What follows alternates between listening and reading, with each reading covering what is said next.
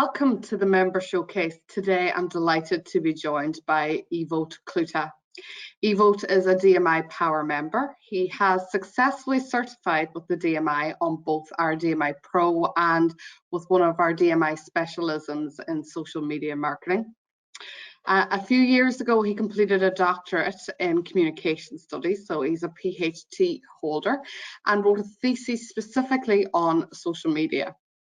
Ewoudt is a South African who's carved out a career in digital marketing agencies for the last 10 plus years, most recently holding the role of Chief Digital Officer with Avatar South Africa. And he's currently making the transition into the corporate world. He's also a part-time lecturer in digital marketing and an avid fan of learning.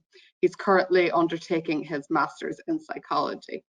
It's great to have you here today, Ewoudt. Thank you so much, Caroline. It's great being here.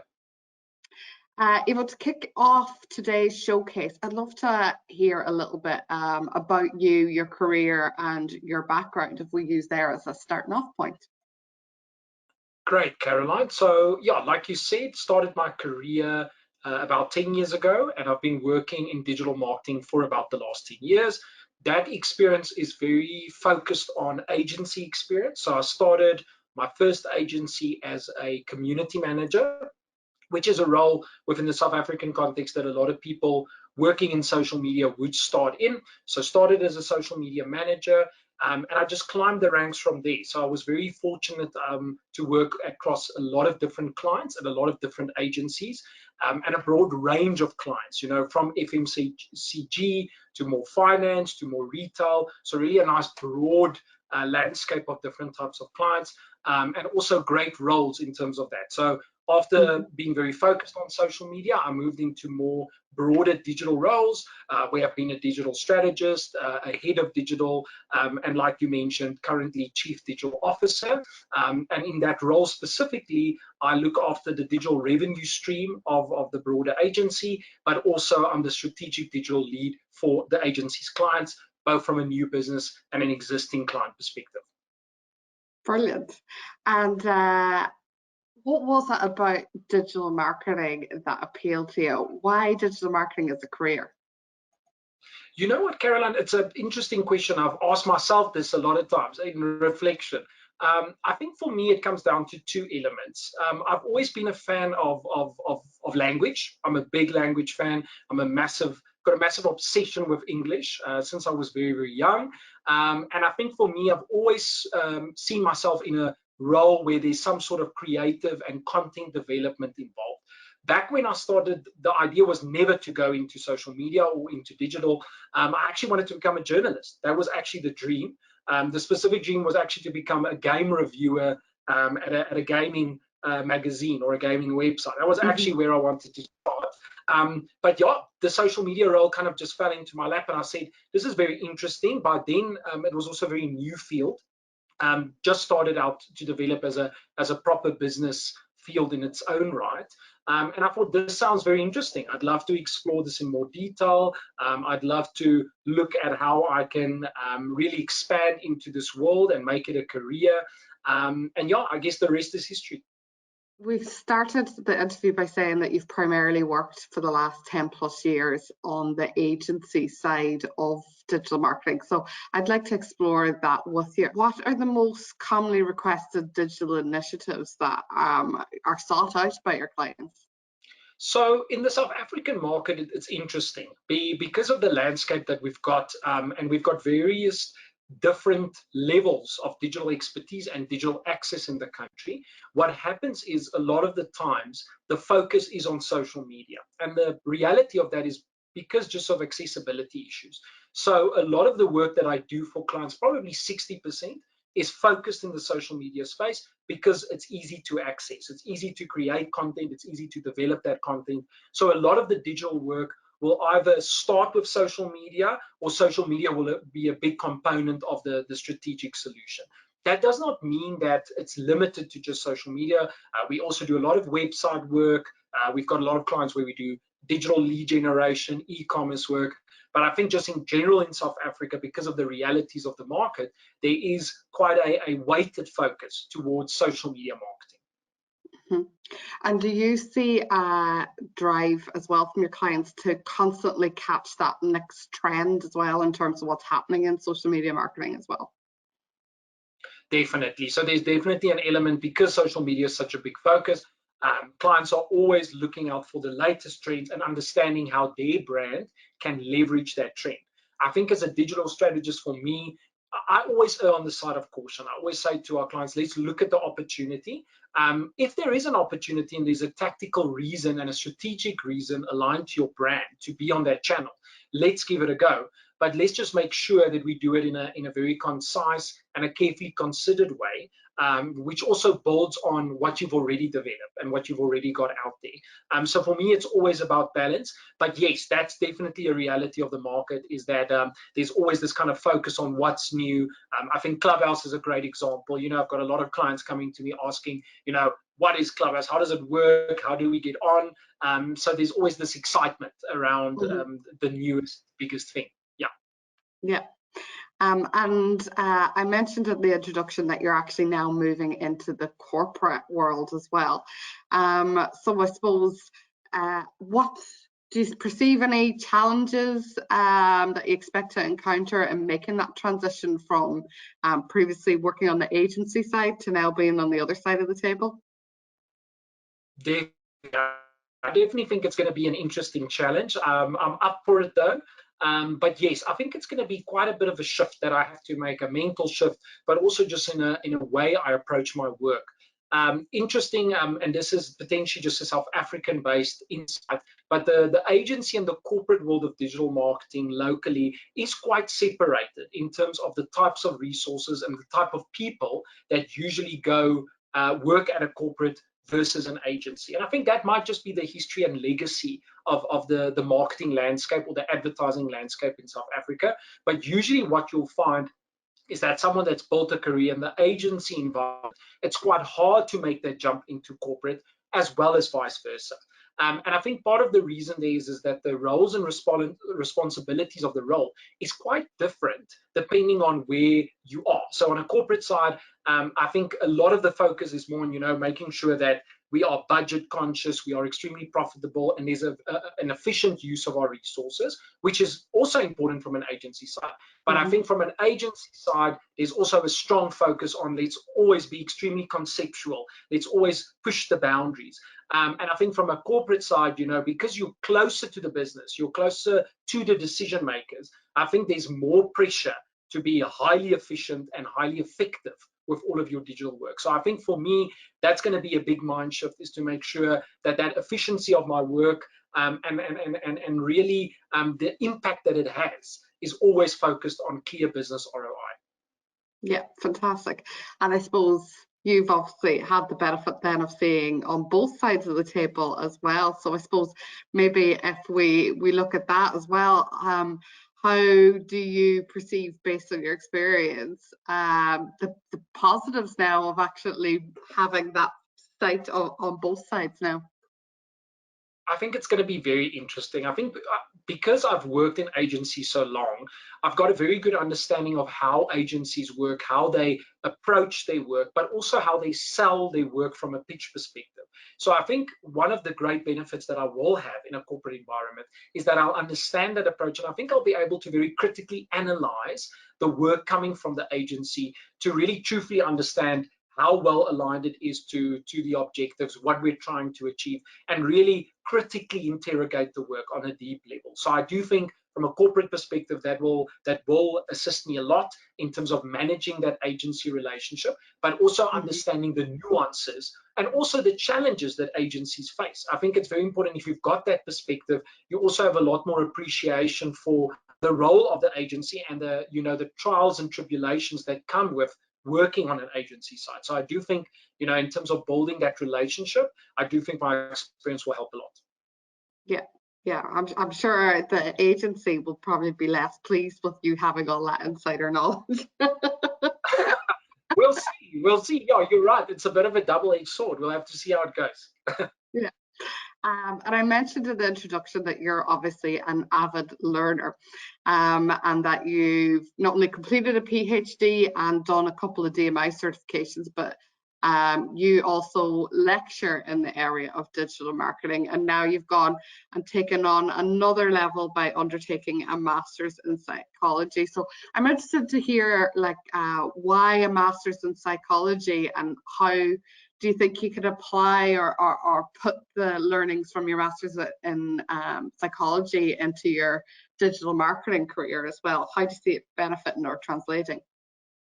So Caroline, for me, the reason to pursue psychology comes on a personal level as well as a professional level. So firstly, on a personal level, I've always been extremely intrigued by the human brain, and also just how from a psychological level that impacts the way people engage with each other.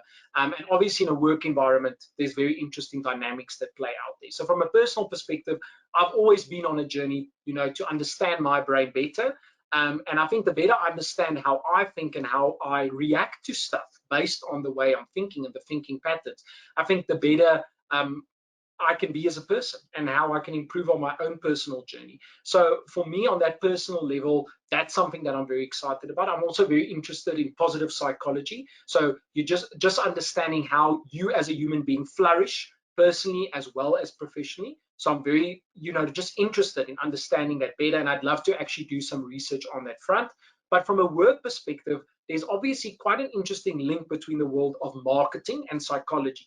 At the end of the day, what marketing is, it's persuasion. It's about getting a consumer to be persuaded to actually feel a certain way, think a certain way, or behave a certain way. And at the end of the day, that's really what psychology is. And I think there's an interesting gap. I think in some regards, we have done some work in terms of neuromarketing, where there are some, theories around how from a psychological level, your marketing and advertising work can be more persuasive. But I honestly feel that as a field, we have not gone into any amount of enough detail on that, and really exploring how we can use psychology principles to be better marketers. Obviously, all of that needs to be in the right ethical standards, but I do think as marketers, there's almost that side of communication and understanding how our messaging really impacts and speaks to people on a psychological level can really unlock some amazing potential. Yeah, I think it's interesting because obviously, particularly over the last 12 months as well, people have become more savvy online as well. And with that, their expectations in terms of how do you deliver to me as an individual has changed as well. So it goes back to, I suppose, knowing your customers and everything like that. Along those lines at every single touch point of their customer journey with you, but understanding, I suppose, them at a deeper level beyond the transaction. Exactly. And just to add to that, even from a social media platform perspective, the psychology and the thinking while you're on a certain platform is very different between platforms. So if you really understand the psychology of the Twitter user versus the Instagram user, and you build your customer journey and your messaging around that, I think there's really some interesting opportunities.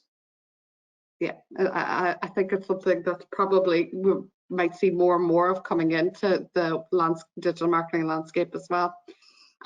So we touched on earlier a little bit about South Africa, but I'd love to actually hear from you as a South African. What is the digital marketing landscape like there? So I think the South African marketing and digital marketing landscape is extremely diverse. And I think if you are a digital marketer, it really is a great environment to really get a broad skill set and understanding of digital marketing, because what's very important in the South African landscape is how you apply your approach to different segments of the population, different income classes, different cultures, people with different racial backgrounds. It's such a heterogeneous community of people with so many different diverse backgrounds that from a digital marketing perspective is really a great place to really understand how you customize your digital marketing approach, because you have to. If you want to be successful in the South African market, a one-size-fits-all approach to digital or any marketing for that matter just doesn't work because of how diverse the landscape is. So in the world of digital marketing in South Africa, I think it's really that. It's about how you use digital marketing to customize and to personalize your approach and really respect and take into consideration the nuances of this very broad population that we're dealing with. And what I suppose would be a challenge perhaps that is very specific to the South African landscape that as a digital marketing maybe working or that has a client in that area should actually consider?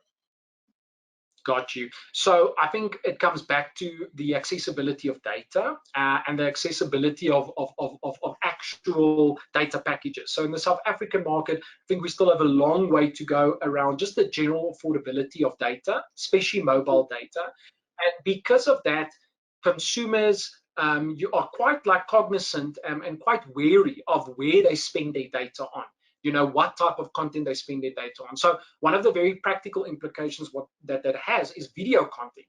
So even though, you know, YouTube is quite massive in South Africa and there's a very amazing big following of YouTube in the country, one of the problems though is that not every consumer has the data to actually spend on consuming video content. So from a broader digital strategy perspective, you have to be very careful because you cannot over rely on digital and on video content specifically in the context of digital.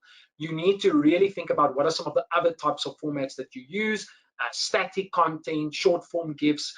That is very, very important, and it's more of a mixed approach because if you over rely on video, there is a big chance that a big part of your segment might not actually consume the content and you might not actually reach them. Perfect. Yeah, absolutely. Speaking about challenges, if we expand that a little bit into just a more general approach, what do you think are the biggest challenges that digital marketers are facing now, and maybe even with an eye to the future? You know, things that people should have on their radar that might be hurdles that need to be overcome. I think one of the biggest hurdles is that we're still very far from really utilizing digital data in a very immersive and a very powerful way. I think a lot of brands and a lot of agencies are doing amazing work in this front and really thinking about, you know, how do we use different data points to better understand our consumer, better understand consumer behavior. But I do still think there's a lot of room for growth there. And look, this is the challenge of digital. There is so much data. The art is how do you combine that data in an approach that really gives you great insights. You know, there's an abundance of data, but what data is the most important, and how do you not get lost in the data that isn't really that important to infer great insight. So for me, I think, you know, taking it back to my background, I think we almost need to take more of a scientific approach as digital marketers. I think the kind of resurgence and the massive growth of social media has almost like got us in an interesting space where a lot of the focus in digital is on social media, which is not a problem because it's a very accessible channel. But because social media channels, you know, are very fixed in terms of their structure, you know, yes, there's a lot you can do on Facebook, but as a brand, you can't control that user journey. You know, the way Facebook works as a channel is set up and controlled by Facebook, and they are in control on how that user journey works. But with some of the other channels, you know, on a website, you can be a lot more customized and personalized with that user journey. So for me, it's saying to marketers, yes, let's use social media, but make sure that you are thinking about the total customer journey and you're thinking about how you're leading your social media audience to your other digital platforms where, you know, you can have a controlled conversation. You can really go into detail and you can build a journey that the brand can actually own, which, to be honest, you can't do to the same level on social media. Yeah. So you need to build a happy marriage between the scientific data and then also the personalization to tie in and get to the emotional side of the transaction. That's exactly it. That's exactly it. And yeah, Caroline, good point, because the other danger also is, you know, you can almost take a too scientific approach and you almost dehumanize the consumer. So I think you're very right. It's always about that balance between looking at the data, but also don't just look at your consumer as a number. I think it's very important. And I think agencies in general are very good at helping clients with that, is ensuring that, you know, we're not just looking at a client as a number on an Excel sheet, but we also understand the human insight, the emotion behind that consumer and why they're taking certain actions. Yeah, understand their kind of need statement, what they need right there, right then, in that moment, and what actually takes them from just having a look to actually making the transaction. Yeah, exactly. What I'd love to speak to you about now is, I suppose, a little bit about your management style and leadership style as well. So you've been working and managing teams for quite some time now. So can you tell me a little bit about your leadership style and how you have kept your team connected over the last 12 months? I mean, we're now in very much a remote world, and it certainly looks like, look into the future, that most businesses will take a hybrid approach to it anyway, where there's going to be a bit of both. So how do you lead? How do you keep connected whenever everything's online? So Caroline, my leadership style is definitely very collaborative. So for me, as an extrovert, I get, fulfillment from engaging with others and collaborating with my peers on work. I am very out there, so I can be very outspoken, but for me, the real pleasure comes from collaborating and doing something as a team. So I think for me as a leader, I always try and establish that space for my teams, or that culture. And I think it's very important for teams to thrive and for your teams actually to grow. You need to give them that space to grow. And I think it's such an important balance that you need to have as a leader, especially in this space, because we are more isolated from each other now, and there is this remote working nature. One of the big dangers there is that we become more and more isolated, and we start working more and more in isolation from each other. Because we are remote, it's easier just to fall in that trap of not collaborating, of just doing your own thing, sending an email here, and that's the end of it.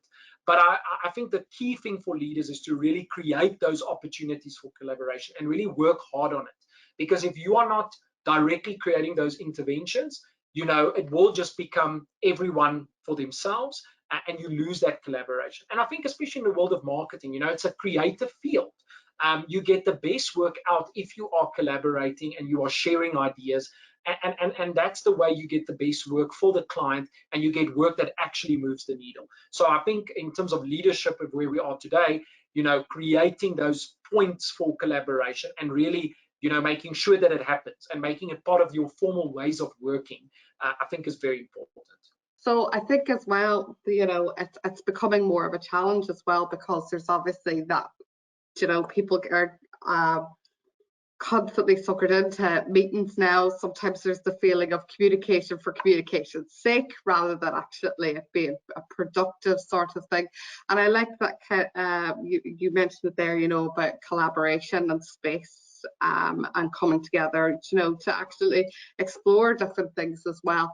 But I suppose that's really one of the challenges as well, to find that balance really between keeping everybody involved, and making them feel like they're a part and that they play a vital role in the business, while at the same time not feeling like they're just there for the sake of being there as well.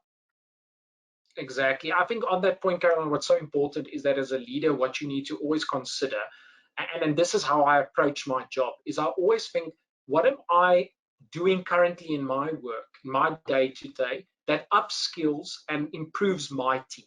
Because at the end of the day, as a leader, you should already kind of be thinking about your next move, right, in your career. So if I leave the company today, will my team be okay?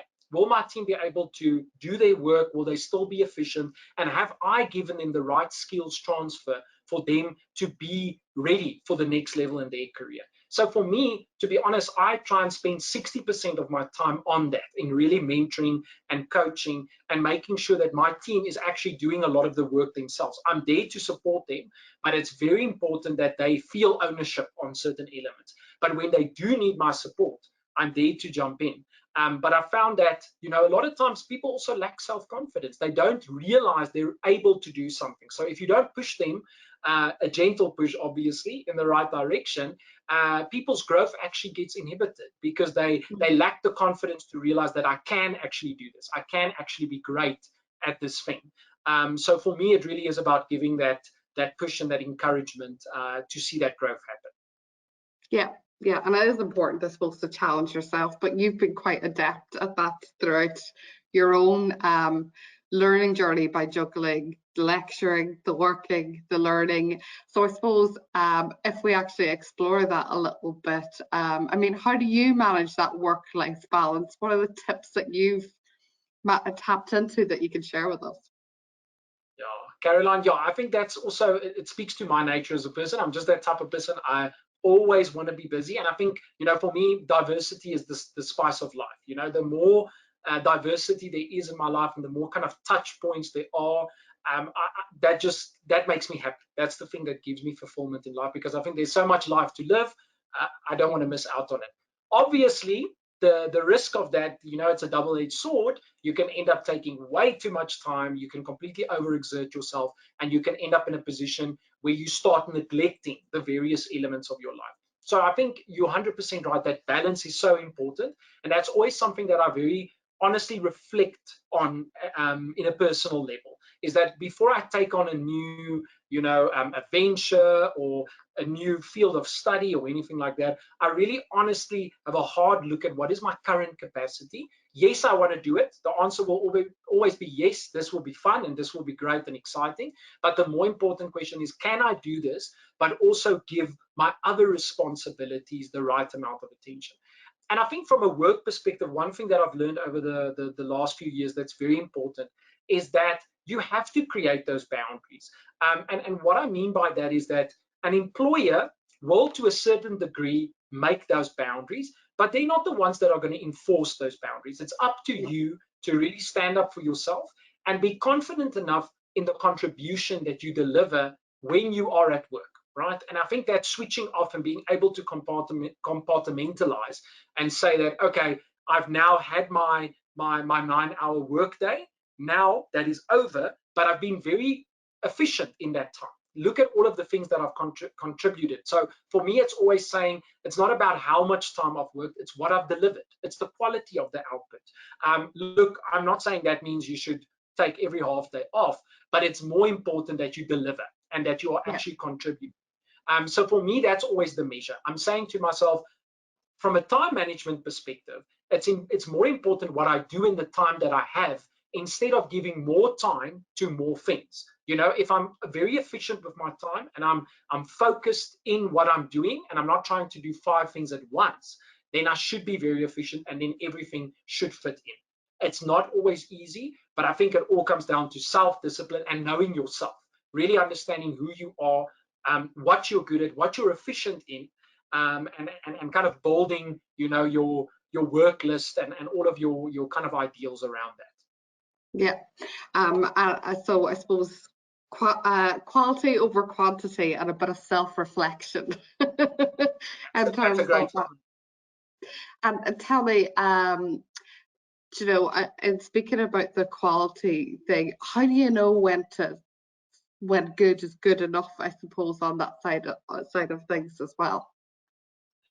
This is such a tricky thing, and I know this is something that I think a lot of people struggle with in general, and also certain personality types. If you are a slightly more anxious person, or more of a perfectionist, then this becomes a struggle, and this becomes something that you really need to reflect on very strongly, because those type of personalities there's a big risk that you might end up in this almost endless loop of constantly trying to make something perfect. But when you self-reflect on this, you realize that the ideal of making something perfect is just not achievable. It's not realistic. And the problem with perfect is that the guardrails or the criteria constantly changes, right? Your brain kind of tricks yourself, because your brain is, it's the negativity bias. So your brain is constantly saying to you, could you have done this better? Could you have done more? The answer to that question is yes. You can, theoretically speaking, always do more, right? That's the simple truth, but that's the reality. So you need to get to a point where you can say to yourself, this is the level that I'm proud of and that is good enough.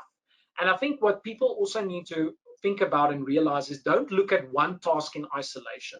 Think about everything that you need to do and ask yourself, if I'm spending too much time on one deliverable, how is that impacting all of my other deliverables, right? Because your employer, your boss, your line manager is not just judging you on one output, it's judging you on an overarching general feeling about your output in general.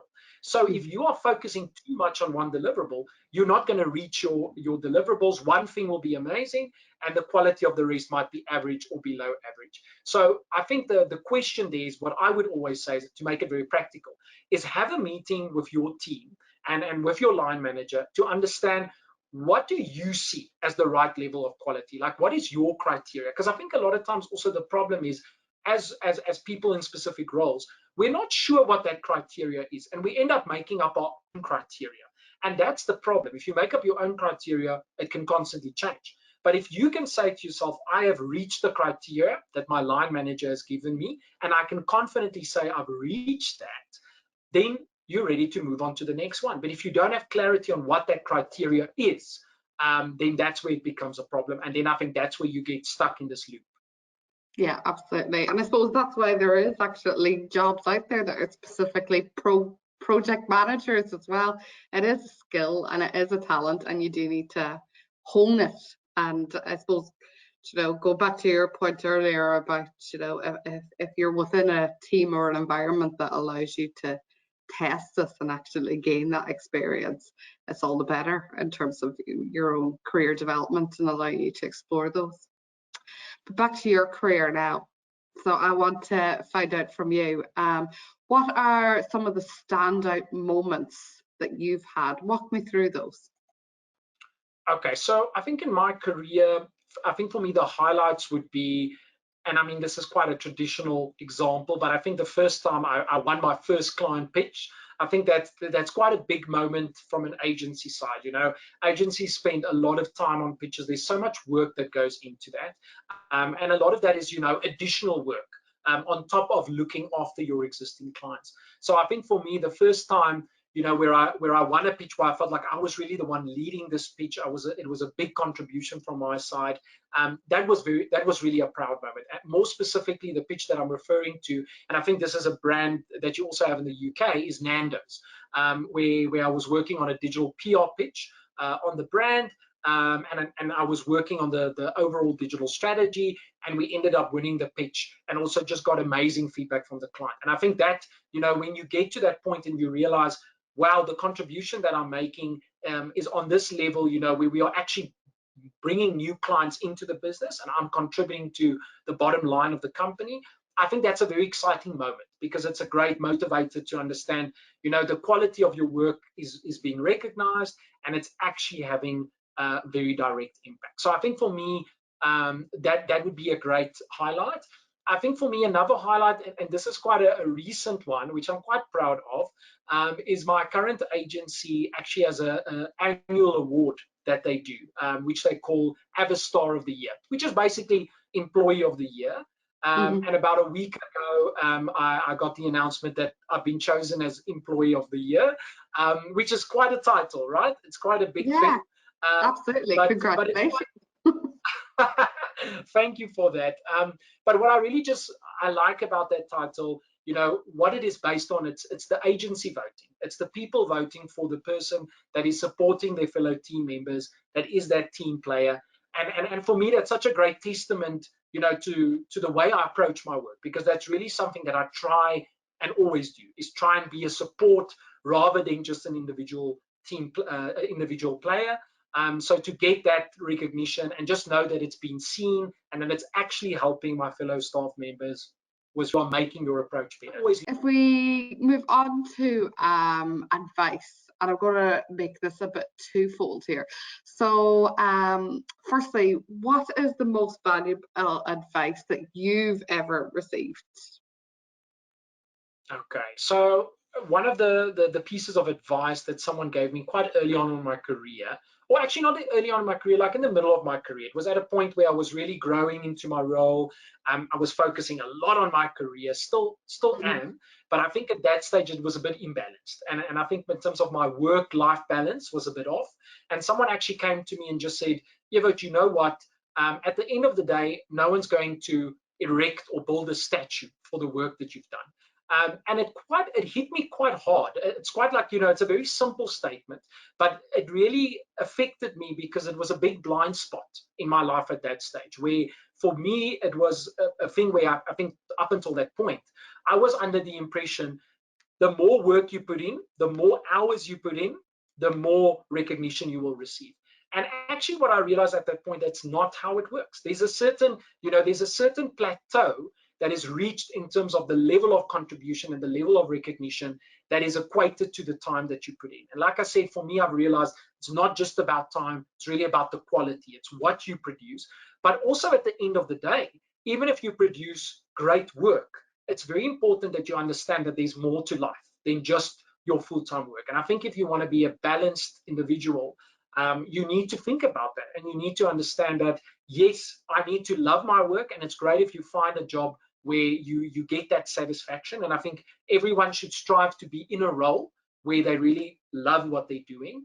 But at the end of the day, that is your job. So make sure that you are not neglecting your personal relationships, your relationships with families, but also other ideals, other opportunities that your work might not have for you. At the end of the day, you are the only person that is going to have your full agenda at heart. And you need to stand up for your agenda, because at the end of the day, no workplace is going to do it to the level that they should for you, because everyone has their own agenda. So I think that would be really a key thing that's helped me really just balance my approach to life. Yeah, and actually I've heard that a number of times, that's a reminder that the person that's most invested in your career is always going to be you. Exactly, and that's the reality of the world we live in. Yeah. What advice do you give your team, your colleagues, and I suppose what advice would you give to somebody in working in digital marketing? So I think, Caroline, digital marketing, the advice that I would almost give to myself, coming in, if I kind of reflect from 10 years ago, is really to say, take on all of the opportunities. I think especially in the beginning of your year, of your career, it's very important to take on those opportunities. Don't say no too easily. And what I mean by that is not quantity, but I think be brave in terms of taking on challenges. I think a lot of the times in the world of digital marketing, just because it's such a broad field and there's so many elements of it, and there's so many areas that you can be an expert on, if you don't expose yourself and you don't take on all the opportunities for exposure, there's a big chance that you're going to fall behind your peers. And I also mean that in a personal context. I think as a digital marketer, if you are only doing the work that you are being paid to do, in the context of your job, you are going to be falling behind. So you should be the person that is researching new trends, and also build your personal brand. I think it's such a great thing to do as a digital marketer, is also focus on and apply what you've learned and what you're doing in a professional space to maybe a small business that you want to start, or your personal brand. But I think apply those skills, because the more you apply them and the more opportunities you have to apply them early on in your career, the more experience you will have later on. Because what I've also found, the best digital strategists are not the people that have started as digital strategists, but it's the people that have gotten their hands dirty, that started out as copywriters, that started out as creative leads or designers or community managers, because those are the guys that really understand the nitty-gritty, what it takes, the practicalities of the role. So they're not just looking at it from a strategic perspective, but they understand the pragmatics of what they're suggesting. So take on those opportunities, get as much hands-on experience, because later on your career, it could be the thing that differentiates you. To remove the self-doubt and the fear of taking a risk, I've never spoken to somebody that isn't in a senior-led role or in a leadership capacity whereby they don't have a story of something that didn't go right, or didn't go well, or didn't go as they had hoped or expected, But in that, there was a lesson or a learned or something that they could take through to the next opportunity. So it's all about learning and developing through these life cycles, I suppose, of your own career. You're so right. I think it's such an important thing. I think being vulnerable to failing and being, open to failing is such an important thing in any career. But in the world of digital marketing, I think even more, because digital marketing, it is so agile, it is so responsive, and you can pivot your approach so quickly. So failure is going to come, right? It's going to come frequently, because from that failure, you should be learning, you should be optimizing, and that's what optimization is in the digital space. It is many failures, and from those many failures, you are optimizing and you are making your approach better. Thank you. Company perspective, I always look for companies that are open to that culture, that creates those boundaries, that really also accept the fact that we are not perfect and that actually we can't be perfect because we are here to learn and we are here to be better every day. So to do that, you have to be vulnerable to those failings. Yeah. Mm-hmm. And thanks very much, Ewoudt. I've really enjoyed the conversation today. And before we wrap up, I just wanted to, I asked this question to everybody as part of the showcase, but tell me an interesting fact about yourself that I wouldn't know from your LinkedIn profile or from your CV, or wouldn't probably crop up in our first conversation together. Okay, so I've got two. I'm trying to think if I should go with the more intense one, but let me start with the more mild one, and then you can tell me if that's good enough. Is I'm actually planning on opening up a restaurant bar later in the year. So it's a little bit of a small business venture that I'm opening. You know, I think every little boy has this vision when they're small to open up a restaurant or their own little bar or their own little space. So I just said, why not? Let's go for it. So I'm currently busy with the planning. You know, it's also so interesting because now I'm working with agencies, interior design agencies, you know, in terms of what is this bar, what is the concept, what is the look and feel. So very interesting, like just a new avenue in life, but very excited to see where that goes. And now the more intense one. Okay, I was wondering. Okay, so the more intense one is the one I was scared to say, but let's go. So I've got this very strange and unexplained fascination with the song "I Like Big Butts," not the Nicki Minaj remix, the original done by Sir Mix-a-Lot, which I think I want to say 90s, but I think it might even be older. I think it could have been late 80s. I don't know why I've got this fascination with the song. I've just loved it since I was very, very young.